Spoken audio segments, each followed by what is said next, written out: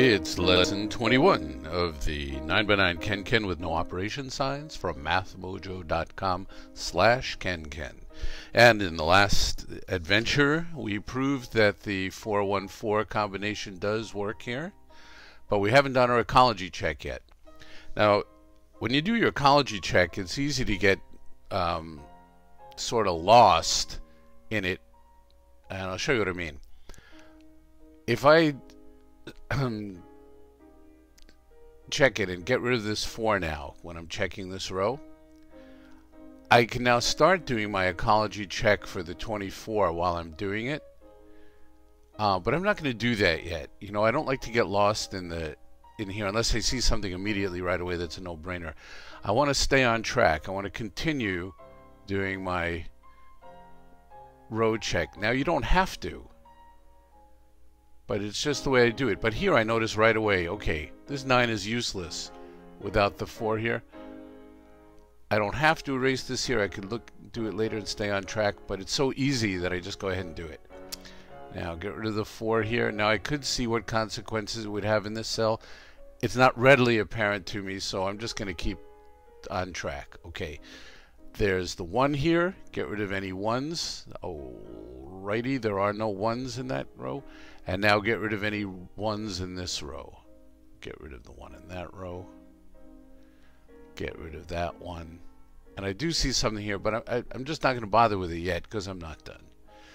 Now I do the column, because this is what I'm focusing on now. This is my project, the ecology check for the 4 cage. Coming down here, whack that 4. Alright, whack that 4. I see there's immediately no use for the 7. I just continue. It's not really distracting me too much. I'm still on my way down the column. And I can whack this 1 because of this 1 here. I'll get rid of this 1 there. I'm not going to do an ecology check for it. It doesn't hit me immediately. I don't want to waste any time. And coming down here, I want to get rid of any 1s, and I don't see any 1s. Now I can go back and do ecology checks on anything else that I please. I'm not going to now. Well, why not? Let's see. By getting rid of this 4, did it affect anything? I can still multiply this 4 times the 6, this 8 times the 3, but there is no 4 here, so I couldn't possibly multiply this 6 by anything to get a 24. So we'll dump that 6. That was easy. And coming down here, I got rid of a 1.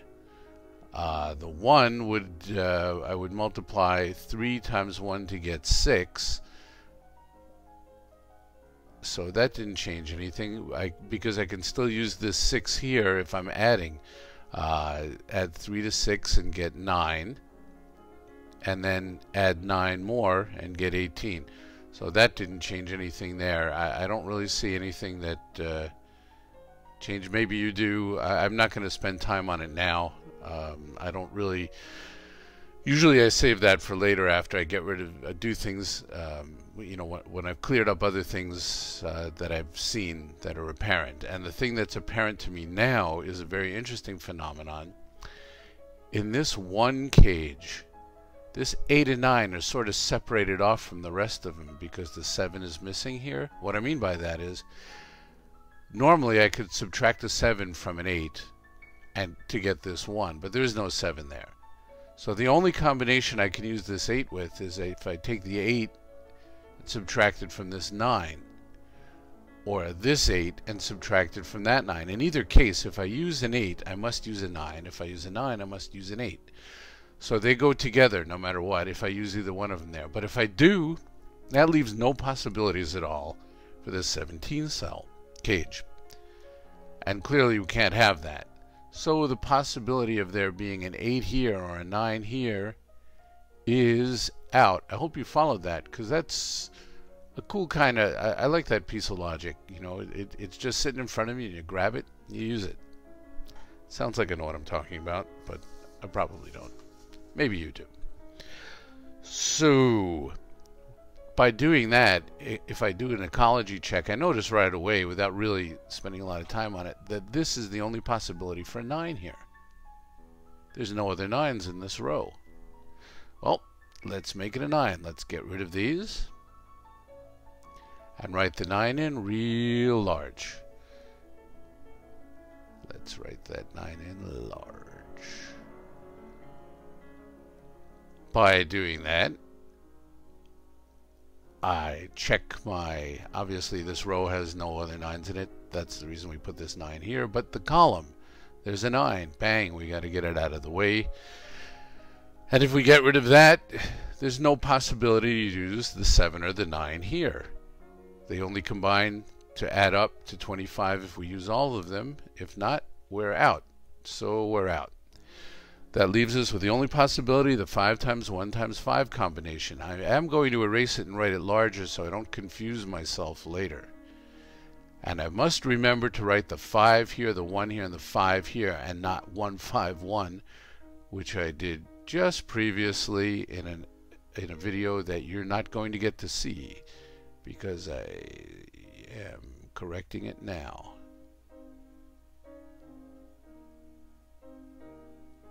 Cool. Well, now there's some stuff to get rid of, isn't there?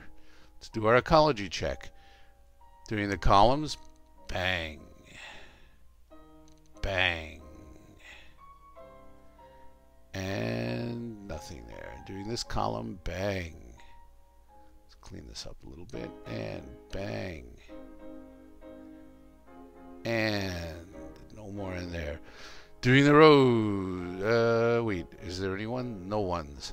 Doing the rows, bang, get that 1 out of there, get that 5 out of there. Anything else here? No, get that 5 out of there.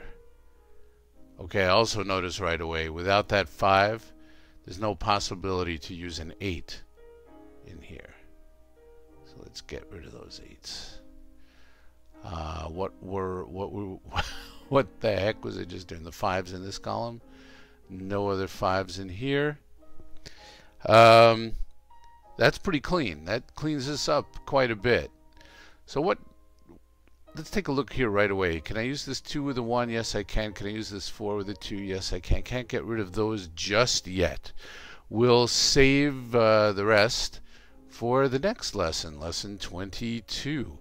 This was lesson 21. Hope you enjoyed it, and we'll see you next time.